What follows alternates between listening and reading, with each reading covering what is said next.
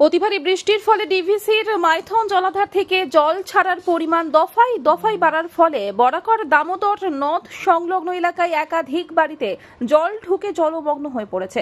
দামোদর নদের বরাকর ঘাট এলাকায় কবরস্থান, মহল্লা, বরাকর ফার্ম রোড সহ একাধিক এলাকার বাড়িতে জল ঢুকেছে। এর ফলে ওই সব এলাকায় মানুষ অসুবিধার সম্মুখীন হয়েছেন। पानी के नीचे तो अभी का पूरा घर डूबा हुआ है? पूरा डूब गया, पूरा भीग गया, आधा आधा घुस के निकाले सामान, घर खाली कर दिया है? घर खाली कर दिए। सहायता कुछ मिला है आप लोगों को काउंसलर की तरफ से? अभी तो स्कूल दिया खाली सामान रखने का।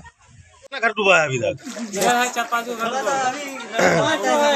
तो घर को खाली किया गया है कि अचानक पानी का बहाव से डूबा है? पानी अचानक पानी का अभी तो सूखा है।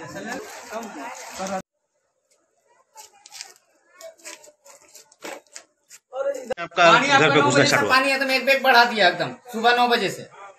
अच्छा, अभी आप लोग को कहाँ जा रहे हैं? अभी हम लोग जाएंगे स्कूल ऊपर जाएंगे। আসানসোল থেকে মিলন সূত্র ধরে রিপোর্ট, আনন্দ বার্তা।